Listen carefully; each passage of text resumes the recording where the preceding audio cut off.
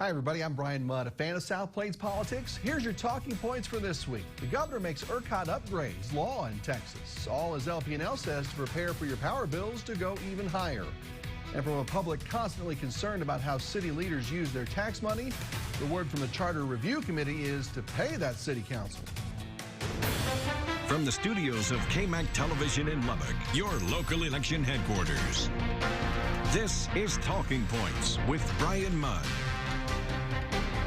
Thanks for joining us, everybody. Also this week, they're coming for your vote. Not voting rights, that's a separate issue. I mean, the pressure on voters to choose one side or the other is about to go even higher before November of 2022, even here in largely Republican-controlled West Texas. Look at how your votes have influenced the statewide elections recently and held the line for conservatives.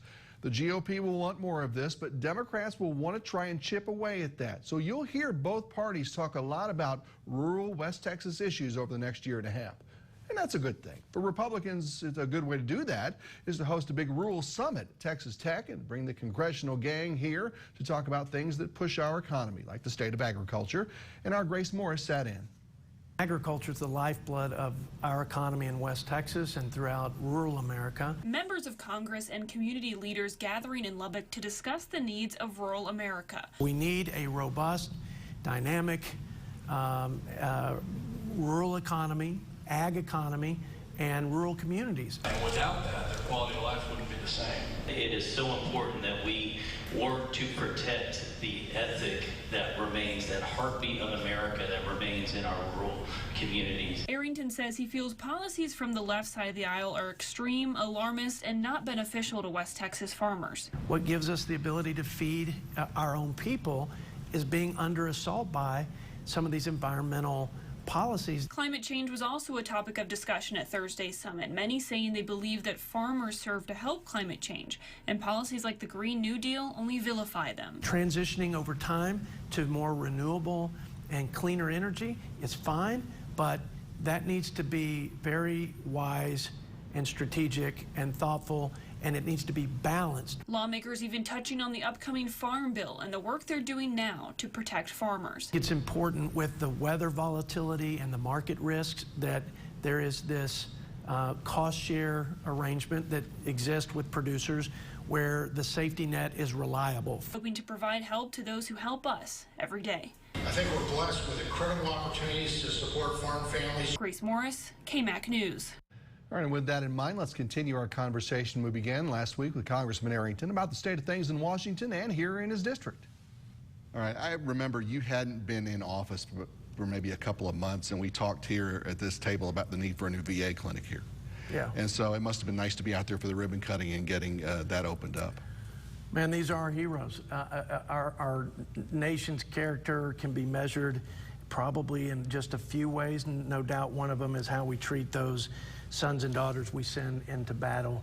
And when they return, do we make good on our promises? These are wounded warriors. They qualify because they have service-related injuries and illnesses. And instead of giving them the very best that our healthcare system can provide, they generally are stuck in line in some bowels of a bureaucracy, and they don't get what they need. This is cutting edge, this super clinic.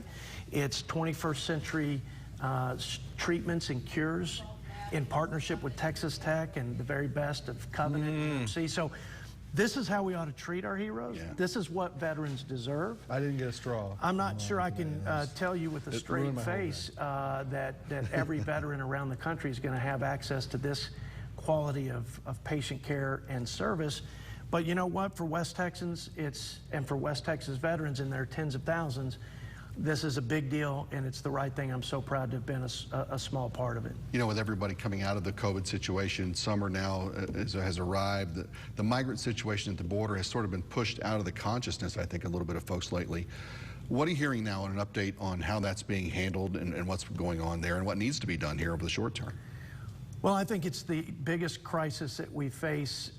We'll probably at least equal that with an economic crisis on account of some of the energy policies and the assault on oil and gas, the tax hikes. But right now, the border chaos is, I think, the most unfortunate thing happening And as a direct result of the policies of this administration, I mean, under the Trump administration policies, we had reduced border crossings, illegal border crossings, by over 70%. Now, they're not just apprehended and detained, they are rewarded for coming, for breaking our laws, and we give them a plane ticket anywhere in the country with no notice to appear in court. So this is completely upside down, Brian, and it's hurting so many people on so many levels. The drug cartels are in charge. They're abusing these poor, vulnerable people, most of whom want a better life. They need to get in line and respect our laws, but they're being abused. One in every 3 women are being sexually assaulted. You've got the drugs now. As border security becomes social service workers, case workers, the cartels are now pushing exponential amounts, 1,000% increase in fentanyl. Fentanyl kills tens of thousands of people every year. So it's a drug problem, it's a public health risk with COVID, and obviously the safety and security of the American people should be job one, but this administration has been totally derelict in their first job. The president takes an oath to faithfully execute the laws of the land. We're seeing nothing of the sort. I think Texas, ultimately, just hear me out here, I'm going to introduce some legislation pretty soon, and it's going to be in this sort of flavor. Texas has a right to defend itself ultimately. The Constitution provides the sovereign right and power to states who are being invaded with an influx of drugs and crimes and gangs and people crossing illegally. And when the federal government has failed to do their job, states don't have to sit idly by and just take the abuses and live with the consequences. They can stand up, and you're going to hear more about that. And I've got a partner in a local partner in the Texas Senate, maybe you can figure this out, where we're going to really affirm that constitutional power for Texas and other border states. So we're going to be making a big appeal to our leaders in Texas to be Texas strong and independent and do what's right for our citizens when the federal government fails us. Interesting. We'll watch for it. You know, infrastructure talks and the back and forth there has taken up a lot of oxygen lately.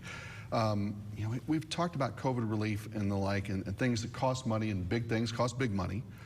You know that more than anybody. But every story from our DC bureau is talking about $1 trillion for this, $3 trillion for that, $500 billion goes over here. And I'm not saying that everything's a bad idea, but how in the world do we pay for all this as a country? We're $30 trillion in debt. Biden's bankrupt America budget, as I see it, is $6 trillion. We're going to, if that were to be the reality and the law of the land, which it won't, you would add $15 trillion in a decade. It is beyond unsustainable. We can print money and borrow to bail out of COVID crisis, but a sovereign debt crisis that would hit on account of the too much debt, too high of inflation because we're pushing too much money and devaluing the dollar, it would be unprecedented, and I don't think we could get out of it.